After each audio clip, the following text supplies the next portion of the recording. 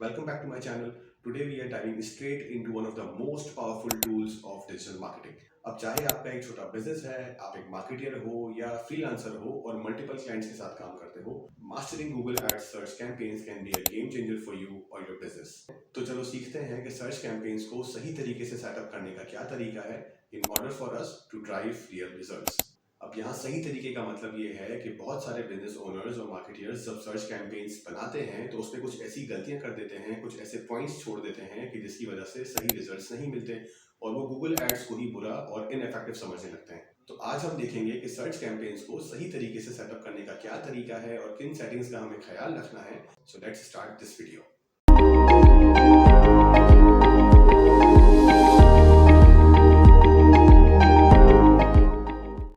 Alright, तो हम screen पे आ गए हैं। आप अपना गूगल एड्स का अकाउंट लॉगिन कर लें, साइन इन कर लें। ओवरव्यू के सेक्शन में यहाँ पर आपको दो ऑप्शंस मिलेंगे कैंपेन क्रिएट करने के। तो पहला ऑप्शन ये रहा मैट्रिक्स के ऊपर कैंपेन के नाम से, और दूसरा ऑप्शन एक्सट्रीम लेफ्ट पे ये प्लस आइकन के साथ एक क्रिएट लिखा हुआ है। तो हम यहाँ प्लस पे क्लिक करेंगे और कैंपेन ऑप्शन को सेलेक्ट कर लेंगे। यहाँ पर ये हमें कहेगा कि कैंपेन ऑब्जेक्टिव क्या है आपका। तो हमें कैंपेन ऑब्जेक्टिव अपने बिजनेस के हिसाब से लेना है। आप अगर सर्विस सेल करते हो तो आपने लीड्स लेना है। आप अगर फिजिकल प्रोडक्ट सेल करते हो, अगर आपका ई कॉमर्स का बिजनेस है तो आपने सेल्स के ऑप्शन को सेलेक्ट करना है। अच्छा, बहुत सारे लोग यहाँ आपको बोलते हुए मिलेंगे, बहुत सारे मार्केटियर्स गलती करते हैं कि वो विदाउट अ गोल गाइडेंस ये वाला ऑप्शन सेलेक्ट करके आगे बढ़ जाते हैं। लेकिन हमें कैंपेन को एक गोल देना है, एक ऑब्जेक्टिव देना है कि जिसकी बेसिस पे वो आगे परफॉर्मेंस करेगी, वो आगे लोगों को ढूंढेगी हमारी हमारी एड्स के थ्रू, राइट। तो हमें ऑप्शन को सही तरह से सेलेक्ट करना है, हमें विदाउट अ गोल गाइडेंस के ऑप्शन पे नहीं जाना। तो चूंकि ये बिजनेस सर्विस बेस्ड इंडस्ट्रीज है, तो हम लीड्स ले लेंगे और स्क्रॉल करके नीचे आ जाएंगे। ये आपकी कन्वर्जन ट्रैकिंग है, जो आपने कन्वर्जन ट्रैकिंग बनाई हुई होगी, इसको आप चेक कर लो। अगर आपको कुछ ऐड करना है इसमें गोल, तो ऐड कर लो, अदरवाइज यहाँ पे कंटिन्यू पे क्लिक कर दो। फिर आपको कैंपेन की टाइप सेलेक्ट करनी है। तो क्योंकि हमने कीवर्ड्स रिसर्च करके रखे हुए हैं और हमें सिर्फ गूगल सर्च रिजल्ट पेज पर ही अपनी कैंपेन को, अपनी ऐड को दिखाना है, तो हम सर्च कैंपेन को सेलेक्ट कर लेंगे और यहाँ पर अपने गोल्स को सेलेक्ट कर लेंगे कि वेबसाइट विजिट्स हम चाहते हैं, हम फोन कॉल्स चाहते हैं, हम लीड फॉर्म सबमिशंस और मैसेजेस चाहते हैं। हमने अपनी वेबसाइट का यूआरएल डाल दिया, कस्टमर का कंट्री हमने सेलेक्ट करके उसका फोन नंबर डाल दिया, लीड फॉर्म्स को और मैसेजेस को हमने सेलेक्ट कर लिया है। अब हम कंटिन्यू पे क्लिक करेंगे। अभी हमसे पूछेगा कि कैंपेन का नाम क्या रखना है। तो आपने जो भी कैंपेन का नाम रखना हो वो आप यहाँ रख सकते हैं और कंटिन्यू पे क्लिक कर देंगे, राइट। तो इसके बाद हम बिडिंग पेज पे आ जाएंगे। यहाँ पर आपको 4 ऑप्शंस मिलते हैं बिडिंग स्ट्रेटेजी सेलेक्ट करने के। हम इसको कन्वर्जन्स पे ही रहने देंगे और इस चेक बॉक्स को अनमार्क कर देंगे, इसको हम अनचेक कर देंगे और आगे बढ़ के नेक्स्ट पे क्लिक कर देंगे। अच्छा, फिर हमारे पास ऑप्शंस हैं कि हम अपनी ऐड को गूगल सर्च पार्टनर पे भी दिखा सकते हैं और गूगल डिस्प्ले नेटवर्क पे भी दिखा सकते हैं, और ये दोनों गूगल कहता है कि ये रिकमेंडेड है, लेकिन हमें ये रिकमेंडेशन पे नहीं जाना है। हम इसको अनचेक कर देंगे क्योंकि हम अपनी ऐड सिर्फ और सिर्फ कीवर्ड्स के through Google search result page पर दिखाना चाहते हैं, राइट। तो हम इसको अनचेक करेंगे और आगे बढ़ जाएंगे। अब यहाँ हमारे पास लोकेशंस का ऑप्शन है कि हम हमारी ऐड को कहाँ दिखाना है, हम किस जगह पर ऑडियंस को टारगेट करना चाहते हैं।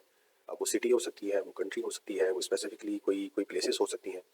तो अब क्योंकि ये कस्टमर जो है हमारा ये ईडनबर्ग में है, इसकी कंपनी ईडनबर्ग में है, तो हम ईडनबर्ग यहाँ से सेलेक्ट कर लेंगे, इसको इंक्लूड कर लेंगे। तो इसमें आगे बढ़ने से पहले ये जो लोकेशन ऑप्शन है ये आपको बहुत ध्यान से सेलेक्ट करना है।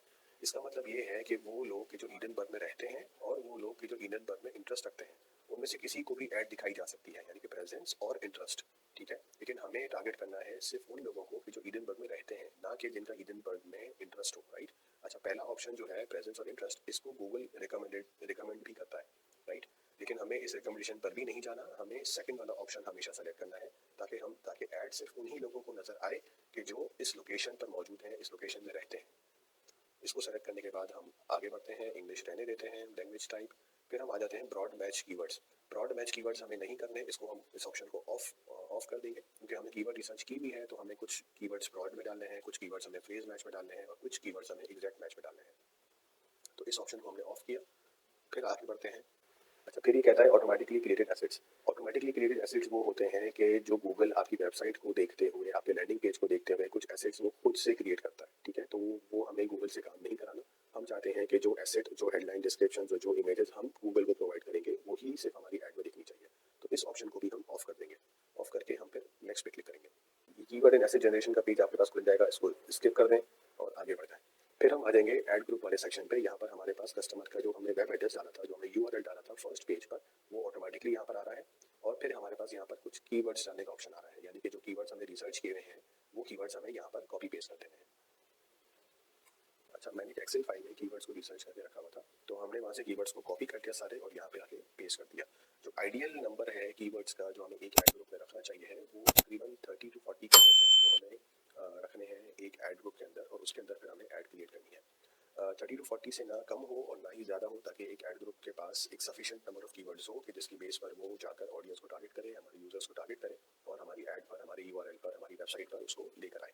तो कीवर्ड्स हमने डाल दिए, इसके बाद हम ऐड सेक्शन पे आ जाएंगे। ऐड सेक्शन पे आने के बाद सबसे पहला ऑप्शन है हमारे पास फाइनल यूआरएल का। ये वो यूआरएल है कि जब एक यूज़र आपकी ऐड पे क्लिक करेगा तो वो कहाँ पर लैंड होगा, वो किस वेबसाइट पे जाएगा, वो किस लैंडिंग पेज पर जाएगा, ये वो यूआरएल है आपका। इसके बाद हम आ जाते हैं डिस्प्ले पाथ पे कि ऐड के ऊपर आपके वेबसाइट के आगे कौन सा डिस्प्ले पाथ गूगल दिखाए। तो ये ऑप्शनल है, आप चाहें तो छोड़ सकते हैं, आप चाहें तो उसको डाल सकते हैं, चाहें तो लिख दें कॉन्टैक्ट अस लिख दें, होम पेज लिख दें, या कुछ भी लिख सकते हैं, या इसको ब्लैंक भी छोड़ सकते हैं। फिर हम आ जाते हैं कॉल्स पे। अब क्योंकि हमने कॉल्स वाले ऑप्शन को सेलेक्ट किया था फर्स्ट पेज के ऊपर, तो यहाँ पर हमें ये कॉल्स का ऑप्शन दे रहा है कि आप कोई फ़ोन नंबर डाल सकते हैं। अब यहाँ पर क्योंकि मैंने कस्टमर का नंबर ऑलरेडी डाल के रखा हुआ है पहले की कैंपेन्स के अंदर, तो वही मैं ले लेता हूँ, उसको अप्लाई कर देता हूँ। कॉल्स के बाद हम आ जाते हैं हेडलाइंस पर। हेडलाइंस के अंदर हमारे पास गूगल हमें 15 हेडलाइंस डालने का ऑप्शन देता है। ये हेडलाइंस बेसिकली एसेट्स के अंदर काउंट होती है, एसेट्स पे शुमार होती है, और इसे हम ऐड कॉपी भी कहते हैं। हेडलाइंस बेसिकली ये होती है कि जब आप कोई ऐड देखते हो तो ऊपर जो बोल्ड में टेक्स्ट लिखा हुआ होता है अप टू 30 कैरेक्टर्स का, जैसे कि ये आपको लिखा हुआ नजर आ रहा है, ये है हेडलाइन, ठीक है। तो यहाँ हमें 15 की 15 स्पेसेस को सही तरह से यूटिलाइज करना है। हमने सारी हेडलाइंस डाली हैं ताकि जो भी हेडलाइन अच्छा परफॉर्म कर रही होगी ऐड के अंदर, जो जो हमारी ऐड कॉपी अच्छा परफॉर्म कर रही होगी, गूगल उसी उसी हेडलाइन को, उसी एसेट को, उसी ऐड कॉपी को ज़्यादा से ज़्यादा प्रमोट करेगा, ज़्यादा से ज़्यादा यूजर्स तक लेकर जाएगा, ठीक है। तो हमें इन स्पेसेस को सही तरह से यूटिलाइज करना है। बहुत सारे मार्केटियर्स इसको भी छोड़ देते हैं, 8-10 डालकर या 11-12 डालकर उसको फिर आगे बढ़ जाते हैं, लेकिन हमें 15 की 15 डालनी है ताकि हमारी ऐड के ऊपर अच्छा CTR आए, और अच्छा CTR आएगा तो अच्छा कन्वर्जन रेट भी आएगा।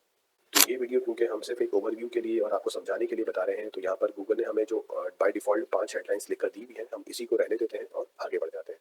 इसके बाद हमारे पास डिस्क्रिप्शन का ऑप्शन आता है। हमारे पास 4 डिस्क्रिप्शंस डालने की जगह हमें मिलती है। ये भी ऐड कॉपी में ही शुमार होता है, ऐड कॉपी में ही काउंट होता है, और ये भी एसेट के अंदर ही फॉल करता है। डिस्क्रिप्शन ये होती है कि आपको हेडलाइन के नीचे लिखी हुई नजर आ रही है, ये है डिस्क्रिप्शन। तो यहाँ 4 डिस्क्रिप्शन डाल दें अप टू 90 कैरेक्टर्स। चाहे तो चैट जीपीटी से या गूगल जेमिनी से आप हेल्प ले लें और फिर उसको आप ड्राफ्ट कर लें। हम आगे बढ़ते हैं। यहाँ पर एक इमेजेस डालने का ऑप्शन है। हम कस्टमर की वेबसाइट से कुछ इमेजेस ले लेते हैं और वो इमेजेस को यहाँ पर सेव करके अप्लाई कर देते हैं। हमने 20 इमेजेस को सेलेक्ट कर लिया है, इसको सेव कर लिया है।